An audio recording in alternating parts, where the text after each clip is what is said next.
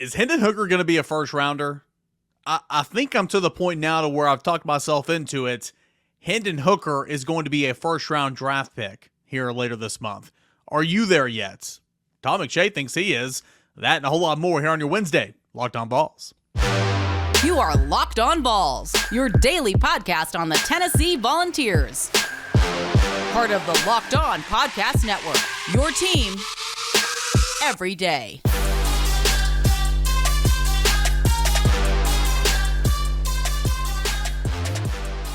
Hey everybody, what is up? This is Locked On Vols. I'm your host, Eric Kane. Appreciate you guys, as always, for taking the time to hang out with me here today. It means so much. It is an absolute freaking privilege that I can sit here and talk Tennessee sports with you guys every single day, and I get paid for it, man. I am hashtag blessed in so many different ways, this being one of them for sure.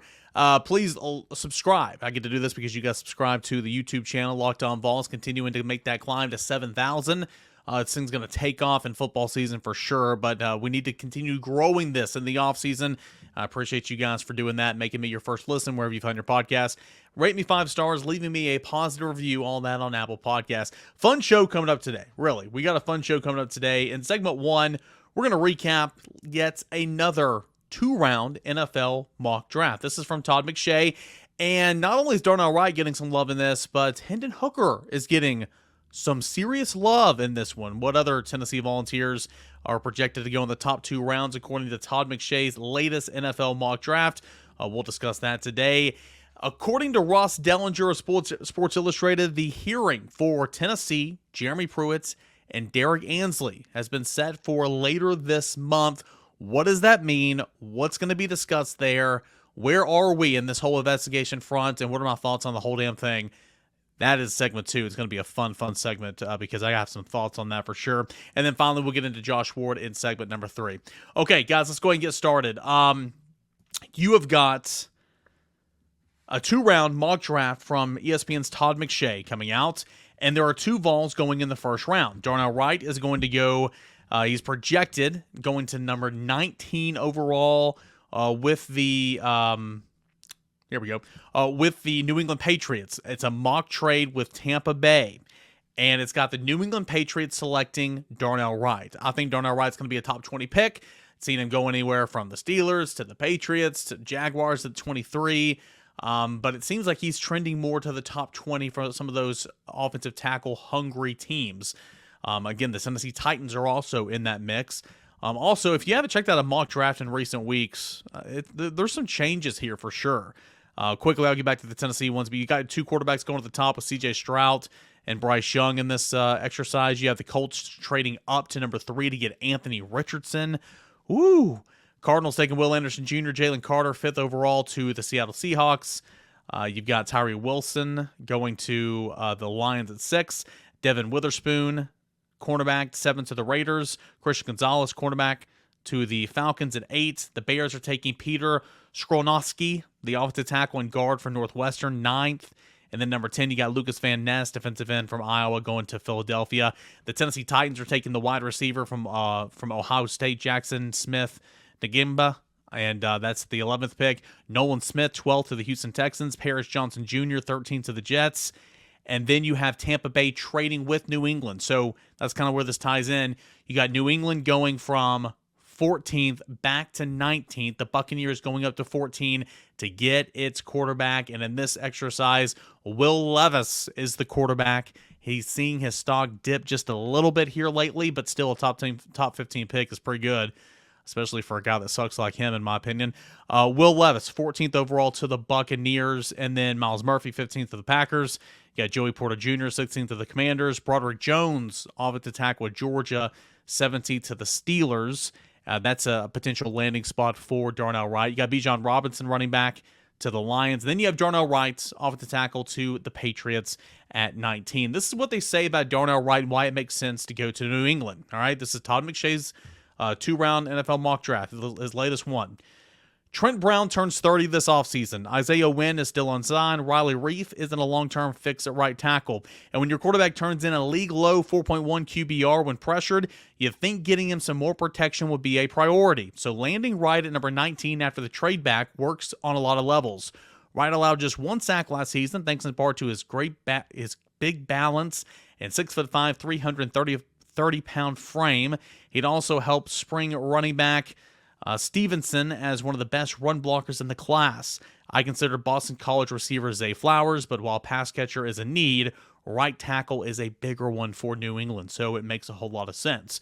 So Darnell Wright projected 19th, mock 19th to the New England Patriots. Zay Flowers, 20th to the Seahawks. Kalijah Cansey, remember him, played for Pittsburgh, defensive lineman, 21st to the Chargers. You got Quentin Johnson, wide receiver, to the Ravens at 22. And then at number 23, the Minnesota Vikings, mocked here by Todd McShay, and taking Hendon Hooker. This would be the 5th quarterback in the first round. We always see a run of quarterbacks because it just takes one to change a franchise's landscape forever. And it makes sense. Again, we talked about it earlier this week, how the Seahawks make a whole lot of sense for Hendon Hooker. They could draft back and get Hendon Hooker too. But Minnesota's another one of those teams too where you have a veteran in place, but the writing's on the wall. It's not going to last forever. Come in here, get fully healthy, learn everything there is about being a quarterback in the National Football League, and then maybe be the quarterback of the future. Minnesota makes sense for that regard as well. So let's read what they have to say. Sorry, I was reading a text message. Let's read what they have to say about Hendon Hooker here. The Vikings have quietly been putting in some work on this quarterback class. Despite the team's 13-win season, Kirk Cousins was just 23rd in QBR at 49.9. Plus, he's turning 35 this summer and will be entering the final year of his deal. Sitting behind Cousins for a year to learn the pro game and fully recover from a torn ACL could be the perfect setup for Hendon Hooker, who led the nation in QBR last season before his injury at 89.5.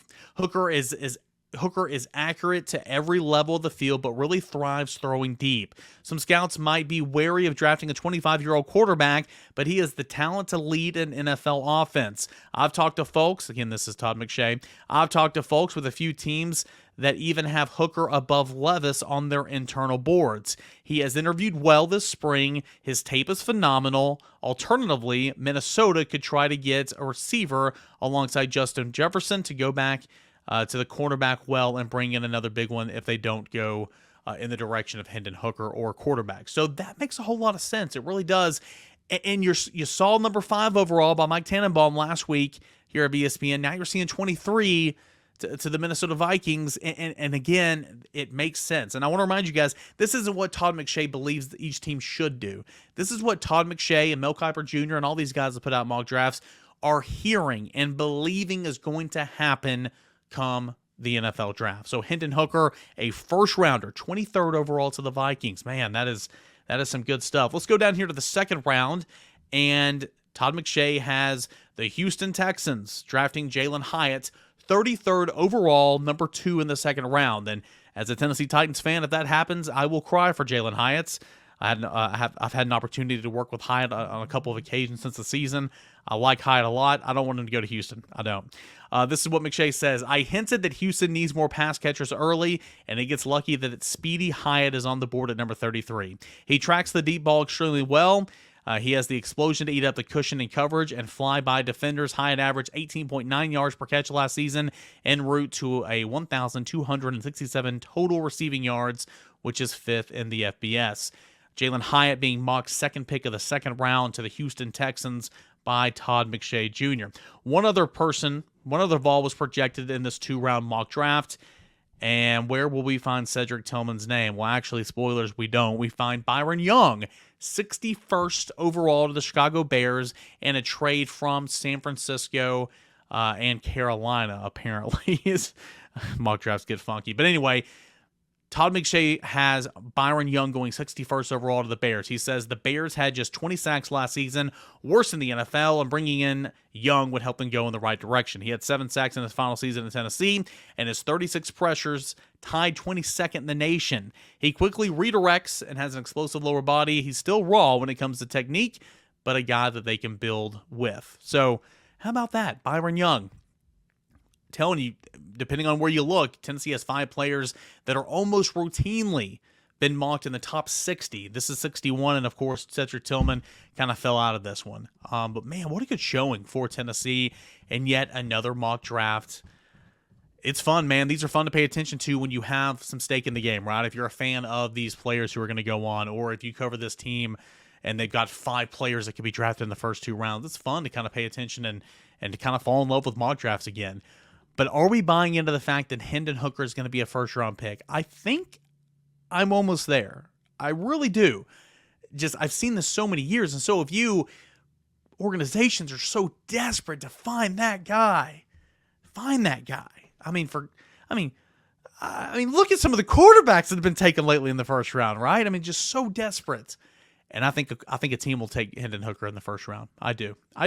And they're going to get a guy that is smart and that is a good teammate and is a damn good quarterback, in my opinion. All right, when we come back, Ross Dellinger reporting from Sports Illustrated. University of Tennessee, Jeremy Pruitt and Derrick Ansley are set to go in front of the Infractions Committee later this month. What does all that mean in this never-ending saga of Tennessee versus the NCAA? That is coming up next right here on Locked On Vols. But hey, I want to remind you guys about our friends over at FanDuel. It's FanDuel Sportsbook. NBA playoffs, they're almost here. Now's the perfect time to download FanDuel. It's America's #1 sports book because new customers get a no-sweat first bet up to $1,000 in bonus bets back if your first bet, if it doesn't win. Just download the FanDuel Sportsbook app today. It is safe, it is secure, and it is super easy to use. So you can go to any market you want. Bet on the spread, the money line, the total, individual player props such as points, rebounds, assists, all that and more. You can also kind of do some of this and some of that, like 2 3-pointers scored in the first 3 minutes or whatever the case may be for you. You can do all that. That is at FanDuel Sportsbook. All right. Don't miss your chance for a no-sweat first bet up to $1,000 back in bonus bets if your first bet doesn't win. That is at FanDuel Sportsbook. That is FanDuel.com/lockedon. FanDuel.com/lockedon. One more time.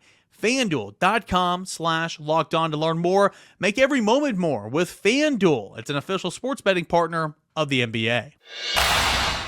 All right, guys, welcome back into it. Segment number 2 of a Wednesday show. Plenty going on right now with Tennessee football spring practice, continuing to track Vols in the NFL draft process, all that and more. Baseball is going on right now. Transfer portal is very active for Tennessee, or not for Tennessee really, but for college basketball with the season officially over with. So a lot going on. You can find all the latest regarding your Tennessee Volunteers. That is right here at volquest.com. Appreciate you guys. If you're watching on YouTube, notice got a little cleaned up here. Got a nice little haircut, a little beard trim. Got the eyebrows done. Yeah, hey, there's no shame whatsoever in grown men, getting their eyebrows touched up a little bit. I'm sorry if you want to make fun of me. Do you like having unibrows? Do you like having all this hair, as long as a freaking beard hair coming out of your eyebrow? I didn't think so. All right, let's keep things clean and professional, cut and looking sharp. All right, you can't fix ugly, but you can make it a little bit better, right? But I got all that done on Tuesday afternoon. Went over to Harry's down in Halls. They did a fantastic job. Brand new location. Great people over there, and a place for you to stop in and hang out, enjoy the sports scenery, and also get your hair worked on. That's Harry's down in Halls. If you're local, they do an awesome job. Okay, so it was reported by Ross Dellinger of Sports Illustrated. This was Tuesday around lunchtime or so that the University of Tennessee, former head football coach Jeremy Pruitt and former defensive coordinator Derrick Ansley will appear in front of the Committee of Infractions to kind of state their case later this month. That's going to be April the 19th through the 21st in Cincinnati, Ohio. Okay, so this is continuing from the fallout of January of 2021.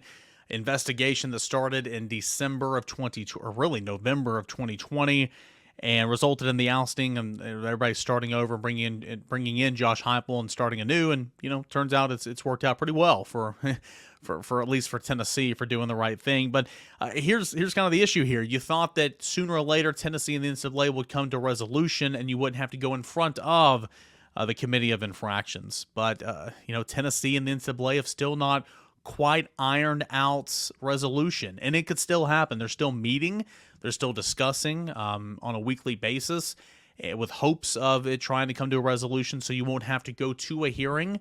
But it turns out, at least as of right now, that's kind of not been the case, and we've kind of known a little bit of that. But Ross Dellinger did put out a report on Tuesday. So Here's the thing. Let's recap just a little bit. All right, Tennessee got its notice of allegations. Well, first and foremost, Tennessee cleaned house. Tennessee came out and said, "Hey, we fudged up." Dante Plowman. There was a strategic method with her words that day. We all remember it. She said, "We did this wrong. We did this wrong. We did this wrong." The measures that individuals in our programs took to in lengths to cover up what was going on and keeping it from the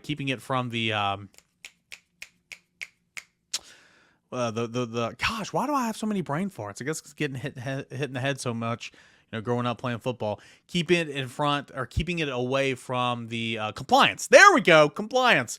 Compliance department was shocking. So she had that whole method during that press conference when she said that Pruitt was fired and Philip Fulmer retired and all that type of stuff. That's what Tennessee kind of started with this whole process. And then ultimately you go on and you hire a football coach, you start this new regime. But Tennessee got its official notice of allegations last July. This was well a year after all this happened, almost a year and a half. And it was 18 level one in violations. Okay. It did not get hit with the lack of institutional control, though, because that was big. You know why? Well, because Tennessee said, "Hey, we did this. We fired everybody. We started over. We've been investigating our own program, our former coaches. We're paying millions of dollars every month to do this. And oh, yeah, NCAA, you have a free seat that you can sit right here and watch every step of the way." The NCAA got its entire investigation into the University of Tennessee completely paid for because Tennessee paid for it. So the fact that Tennessee did not get hit with a lack of institutional control was huge, and that's a big reason why. Okay, but Tennessee got hit with 18 level 1 violations, not one of those being a lack of institutional control. It came out that Tennessee had $60,000 worth of impermissible benefits and recruiting inducements provided over a 3-year period by Pruitt, his wife, and former members of the staff. Also, former members of the staff, some of those that will come to light here or some of those that, we already know about is, Shelton Felton, Brian Niedermeyer, Derrick Ansley, of course, Jeremy Pruitt, and some off-the-field staff. Shelton Felton and Brian Niedermeyer, meanwhile, came to resolution of the NCAA earlier last month, and essentially they picked up show causes. So they're done, they're settled, and that's what Tennessee is trying to do with the NCAA. It wants to be settled, it wants to be done, it wants to move on. Jeremy Pruitt, Derrick Ansley as well, but Pruitt, Ansley, and the University of Tennessee they're not okay with what the NCAA is willing to give them now. That's why this is continuing to go out. But back to the review. So 18 level 1 violations, all right, $60,000 worth of impermissible benefits and recruiting inducements and all that type of stuff over a 3-year period. First and foremost, again, we've talked about this before. This is not the first time you've heard me say this, but in the day and age that we're in, okay, name, image, and likeness is a thing now for sure, but it wasn't before last year. I'm not trying to say, $60,000 isn't a whole lot of money, because to me it is. But also $60,000 and we're doing all this. I mean, $60,000 in the grand scheme of things in college athletics. Do you understand how little money that is? That is not a lot of money. It's embarrassing, actually, that all this is happening over $60,000. It's funny. I find it hilarious, actually. But hey, maybe that is just me. So anyway, but the university, again, cleaned house, did all that. Millions and millions of dollars paid to a third-party provider to come in and investigate its own program. Pulled up a chair and said, NCAA, sit down right here. Let us do all the work for you, right? Let us do all the work for you. Also, self-induced 12 football scholarships last year. Self-imposed a reduction of 12 football scholarships last year. Other self-imposed recruiting violations that restricted Tennessee's ability to go out and recruit with the best of the best. The LSUs, the Georgias, the Alabamas, the Floridas, right? I mean, Tennessee has done so much. Yet, the university and the NCAA still can't come to resolution. I mean, if you're the NCAA, what more do you freaking want? Okay, and all this, and Brent Hubbs wrote a nice article, column rather, over there at VolQuest.com yesterday, kind of on all this, and if you want to go check it out, it's a really good read. But I mean, what else do you want if you're the NCAA? I mean, seriously, does anybody expect like, oh, well, Tennessee, you did all that, so no more punishment? I don't think so. But the punishment is going to be, the punishment is expected to not be bad whatsoever. Why? Because Tennessee did all this right now. But evidently Tennessee's not okay with what the NCAA is offering right now. And that's why this is continuing to drag out. Jeremy Pruitt is not okay with what the NCAA has right now. That's why he is continuing to fight this. Derrick Ansley is not okay with what the NCAA has in terms of his involvement in this case, the resolution that they think is fair. That's why Derrick Ansley is continuing to fight all this out. By the way, Derrick Ansley is a defensive coordinator for the LA Chargers right now. He's doing okay. Jeremy Pruitt has been out of the game. He 2021, I believe, he worked for the New York Giants as an off-the-field coach. But he was out of the game last season as well. But that does not mean either one of those guys will want to, that doesn't mean they don't want to coach in college later on. Jeremy Pruitt is a college coach. Derrick Ansley, you never know in the coaching world, right? I mean, he could be on his butt in 2 years when the Chargers go, 5-13 or whatever, and they lost a game or whatever the case is. So, or 5-12, whatever that is. 17 games. There's no certainty in coaching, right? So, he might want to coach in college again, but maybe he thinks the show costs too much. I don't know. I don't know the specifics on that. But Jeremy Pruitt, Derrick Ansley, and the University of Tennessee will go and plead their case in front of the Committee of Infractions later this month, April 19th and 21st in Cincinnati. This is according to a report from Ross Dellinger. But it's just, the NCAA, it's just such a joke. I mean, it really is to this point. I mean, guys, let's just think about this. Kansas, LSU, Arizona to a point, which is like, hey, NCAA, I got something for you. Double birds. Let me flip you off here is what they essentially did, right? Programs like LSU and Kansas did not cooperate with the NCAA yet. They just went on like business as usual. And oh yeah, Kansas won a national championship during all that, right? I mean, it's so funny. Yet you have a team or you have a program, you have a school, a university that does everything the right way. The NCAA even said, hey, Tennessee's been the model showman, the model citizen in this whole thing, right? They have done things the right way. But they can't come to resolution here. So it's just funny because the NCAA has no power whatsoever. The NCAA had 35 years to figure out name, image, likeness. Yet when legally they could not permit it any longer, it's the Wild Wild West. There's no ramifications on it, and they're getting frustrated because they can't control it. Well, again, you had 35 years to try to figure out your plan, and you had no plan because you have no leadership, and it's pathetic, right? I mean, former NCAA president Mark Emmert was an absolute joke. He was so bad at his job. The NCAA paid him millions of dollars to step aside because he was so bad at his job. It's just, you got that. You have the transfer portal era where, I mean, what in the world's going on? You want to talk about the Wild Wild West? I mean, it really is right now. Point is, the NCAA is an absolute joke in the eyes of many, obviously myself included. So for a model institution that has done everything right since, like Tennessee, why on earth are you taking them to hearing? It's a bad look.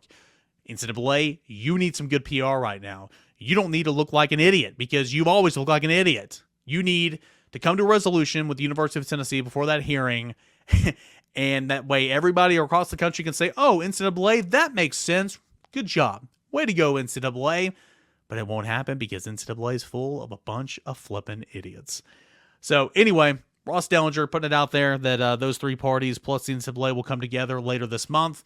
We will see what happens on the university side. I mean, I still don't think anything big, major is going to happen because Tennessee's always done so much. But obviously, university wants it done. NCAA wants it done. It would be a win-win. Why not figure it the hell out? So we'll see if they do before them. And if not, it will be up to a committee. But Tennessee has done everything in their power the right way. And so we'll see what happens here. All right, when we come back, Josh Ward will conclude this Wednesday episode of Locked On Vols. Josh Ward, Ward Wednesday, coming up next. It's Wednesday. Time to talk with our buddy Josh Ward for a little Ward Wednesday action. Josh, a lot going on right now, but college basketball season, it's officially over. What did you think about the Final Four and how all that played out? UConn was dominant. It's funny, the 2023 tournament was one where anything could happen unless UConn was playing. And if UConn was playing, then it was going to be a blowout and the Huskies were going to win. So credit to UConn on that title run. I didn't find the Final Four to be all that intriguing. The FAU San Diego State game ended up being a good one, especially down to the finish, and you have a buzzer beater, one of only 5 that have happened in the Final Four. But I felt like once we got to the Final Four that UConn was going to win it, and I tuned in and I watched to make sure that wasn't going to be the case. I still wanted to see how it would play out, but UConn was just the best team. I didn't find the title game to be that great of a game. It wasn't all that competitive. The women's Final Four, I thought, provided a lot more intrigue the Friday night and then Sunday than the men's tournament did for sure. You look at Tennessee and already a player in the transfer portal, but again, I know you've talked about this on your show. I mean, that the fact that Olivier Comboir's name is in the transfer portal is a surprise, but like he wasn't going to come back here, I don't think, unless something massive happened. And I think it's just giving him another option. But I think he's destined to go play overseas. Were you surprised when you heard the news of Olivier Comboir in the transfer portal? And do you think any differently than kind of what I just laid out there? I was not surprised. I know there was a lot of that. And we should point out things can always change one way or the other. But I think this would be an example of a player taking advantage of all options that are on the table. So you can put your name in the transfer portal to see what kind of opportunities you can have elsewhere. And remember, that includes basketball and financial opportunities. So I think if players are looking at turning pro, unless they know that's their only choice that they're going to consider, putting your name in the transfer portal as well as the professional ranks just allows you to figure out what all your options are, what the best one is. There might be something that surprises you, and then you can make a decision from there. I think that's what Olivier has decided to do. So he could go play college basketball somewhere else. He could turn pro. I don't think he's an NBA player right now, but he could play in the G League or he could play overseas, as you mentioned, and that to me would make a lot of sense. I think that's an option for Santiago Vescovi. Now, it would surprise me to see him play elsewhere in college. I think Santi has a good chance of coming back, and maybe by the time you hear this conversation, he's made a decision be known, because I think he wants to have that as soon as possible. And Tennessee wants to know for sure what Vescovi is going to do. But I think players will continue to look at different options. The transfer portal, the pro ranks are obviously if they just want to go back to the school that they've played at. Way too early top 25 rankings. It's, as soon as the national title game is over, you've got the way too early. You see it in every single sport as well. But Tennessee checking in from a number of different publications, 18 for Heat Check, Sporting News, 19 for The Athletic, 23 for ESPN, 25 for Sports Illustrated. For Tennessee especially, I mean, it's literally impossible to predict what that roster is going to look like right now, because sure, you know some guys are going to be on it, but again, those seniors you just mentioned, what's Julian Phillips going to be doing? Who are you going to add in the transfer portal? I just think the way too early top 25 is always funny in that regard because there's so much movement to be happening. But overall, would you expect Tennessee, when it's all said and done, to be a preseason top 25 ranked team and a team that's going to be in contention top 4 or 5 in the SEC? Yeah, part of it right now is projecting what a team will be able to add to the roster, because you don't know what the roster will be. But I think Tennessee will be able to add some pieces. We do at least either know or can strongly project some of the guys coming back and look at an impact of a player like Freddie DeLeon, who was a part of the roster but did not participate during conference play. He's going to play an important role for this Tennessee basketball team.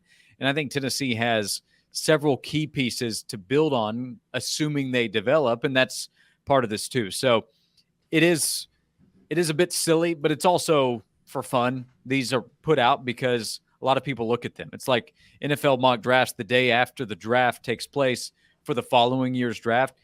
These guys that put them out have no clue how this is going to go in 12 months, but they know that people will read them, so the publications want them put out. And that's what this is. But considering the track record Rick Barnes has and what we've seen from Tennessee having to replace players the last few years, they'll have to do that again, and I think Tennessee will do that just fine. So on Josh and Swain, I said, put them at number 16. They were a Sweet 16 team. I think there's a good chance Tennessee can be that by next October, and then it's up to Tennessee to put a roster together that would back that up. But hey, all those way too early NFL mock drafts from back May of last year, Will Levis going number 1 overall, and it spoken to existence, right? He's going to be not top 10 too far off. Not too far off in that one. Jake Merklinger commits to Tennessee. What's it mean for Tennessee and Josh Heupel to get a quarterback commit of his caliber early in this class, and also knowing what's in front of you with Nico Iamaleava? I think it's a compliment to Josh Heupel, and Merklinger talked about Heupel's development and now their offense coordinator, quarterbacks coach's development of QBs at Tennessee and at other stops.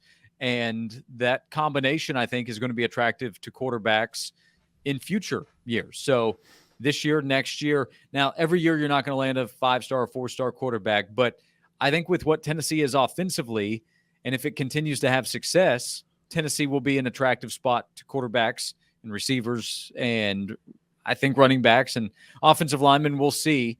But Darnell Wright being projected in the first round should help with offensive line recruiting in the future. But at quarterback especially, I think the Vols have a benefit of the doubt now. So you will see guys come in, and that doesn't mean they will stay. Taven Jackson was here for a year and then left. So you will see quarterback movement with all schools across the country. That is going to be the norm as well. But expect Tennessee to be in the mix, even with somebody like Nico on campus, and now Merklinger coming in the following year, assuming he sticks with that. Tennessee is just going to be a school that will convince quarterbacks to come to campus to check things out. And if they continue to have that kind of offensive success, which I expect, they'll continue to land highly touted quarterbacks. Spring practice going on right now. I'll save that for the last question, but let's do a little exercise here. Pro days come and gone. NFL combines come and gone. I'm going to give you a Tennessee player. We're going to go through about 5 or 6 of them, and I want you to tell me, first round, second round, top 60, top 40. Kind of give me whereabouts you think this player will land. Okay, Darnell Wright. First round, I wonder, is he top 20 for sure? But I would be stunned if Darnell, as impressive as he was this past season for Tennessee, how well he played against NFL prospects like Will Anderson in the top 5 and his measurables. I think he's maybe top 20 for sure, first round. Jalin Hyatt. I'm going to guess second round, top 40 picks and a chance to be in the first round, but I'm going to guess second round for Jalin Hyatt. Hendon Hooker. First round. I think we're seeing too many teams connected to Hendon, and the Mike Tannenbaum top 5 talk, I think, is a little extreme right now. If that happens, congratulations to Hendon. But now Todd McShay putting Hendon in his first round, and Bruce Feldman having Hendon connected to the same spot, number 23 with the Vikings, and then the Commanders, Titans, Saints all being connected to Hendon. And it's such an important position. I think there's a good chance. We're probably more talking in the 20s, but that Hendon is a first-round pick. I think, because you're going to have that run on quarterbacks, right? I think a team is going to trade back and get him, or trade up back into the first round, much like you saw with Tim Tebow in Denver and all that. Yeah. And hopefully Hooker's NFL career will be much better than that at Tim Tebow, but something to that nature. I can see that happening so clearly because, again, all those quarterbacks are going to be gone in front of him, most likely, and a team that just needs their guy that had to address an absolute need earlier in the draft. I use this as an example on the VolQuest podcast this week. Take the Titans at 11, right? They might take a quarterback, maybe. They might wheel and deal, but if they pick at 11, maybe they take an offensive tackle because they absolutely need an offensive tackle. But could they draft back into 27, 28 and go get Hendon Hooker? Maybe we'll see. Cedric Tillman. I think second round, he's kind of forgotten in the conversation because we didn't see much of him this past season, but with his size, his ability to run routes, I think for NFL teams at Pro Day kind of reminded them of what his ability is at the next level and how he can project. He's not running the same time as Jalin Hyatt, but no NFL team expects him to be that. So second round, top 75 pick, I would say almost for sure. Byron Young. So I think he's probably a third-day pick would be my guess. Third round or later pick. Would be my guess. But his athleticism that he has shown and being an all-SEC player, maybe he's a second-round guy. That's kind of what I thought during his season at Tennessee. But I would say a good chance to be a third-round guy. Beyond the fourth round would stun me. It's going to be a really, really good showing. We'll continue to talk about it all month long for Tennessee in the NFL draft. It's going to be a really, really good one. Last thing, scrimmage 1 is in the books. Coming up tomorrow is scrimmage number 2 for Tennessee spring practice. Anything stood out to you so far from the reports from practice, from scrimmages? Anything alarming? What do you like from Tennessee football so far in spring? Well, the defensive front having a lot of players being talked about, some of those second-year guys continuing to draw attention is a good thing if they continue to progress. The names that we've talked about a lot and that fans are wondering about what happens next for Joshua Josephson, James Pierce, and Tyree West. It's really important for those guys. I wasn't surprised at all to hear about the defense maybe being more impressive than the offense overall, especially considering offensive line questions and the absence of Cooper Mays. It also is a reminder of the importance of Cooper this season. He was healthy this past season. That was a big deal, along with Darnell Wright being as good as he was. So Cooper's health this fall is going to be really important, while his absence gave a chance for other guys like Addison Nichols to get more of a look from the staff. But yeah, so this week, what else do we hear about the offense? The quarterback's taking care of the football is a positive. Do they make more plays that has Josh Heupel raving about them? He's probably always going to be guarding what he says about his own guys on the offensive side. But I think the defense has a lot of players to legitimately buy into, but they also still have a lot of work to do to be as good as they can be this fall. Hey, they're all his guys. He's head coach. That's right. That's right. But that offense is his for sure. No doubt about it. Josh, appreciate it, man. What's coming up the rest of the week on the show? A lot of big changes happening over at the Sports Animal. It's an exciting time. Plus, you got the Josh and Swain newsletter every Friday morning. Yeah, a lot of football talk right now with spring and the draft and the build up to that. So we've had some fun talking about guys moving on to the next level. Kirby Smart comments. Was he talking about Tennessee a little bit? We covered that. So we'll have the newsletter. It's free if you want to subscribe to that on Friday morning. And we're live every weekday, 12 to 3 on Josh and Swain. Josh, appreciate it, man. Thanks so much. Thanks, Eric. Hey, so I mentioned there the Josh and Swain newsletter, and that link's going to stay in our description. So if you want to check it out, subscribe. It's a really nice resource. It's a quick read. It's something to get at the end of your week, heading into the weekend. Check it out there. But also, I'm going to put the link for another newsletter that I want you guys to check out. It is the NFL Draft Buzz newsletter. Tons of great stuff on prospects entering this final phase here before the NFL draft, and it goes, local markets, and it kind of breaks down some of these high draft picks that's going to come. And so a lot of Tennessee love that's going to be in there throughout the week. So as well as the Josh and Swain newsletter, check out the NFL Draft Buzz newsletter by our very own Locked On Personnel. That link is in the description tab on YouTube and on your listening device as well. Guys, appreciate it as always. What a fun show here on a Wednesday. We'll be back at it for more on Thursday and Friday right here on Locked On Vols. Subscribe to the channel and rate me 5 stars. Leave me a positive review on Apple Podcasts. Thank you, as always, for making Locked On Vols your first listen. We'll try to get tomorrow, guys. This is Locked On Vols.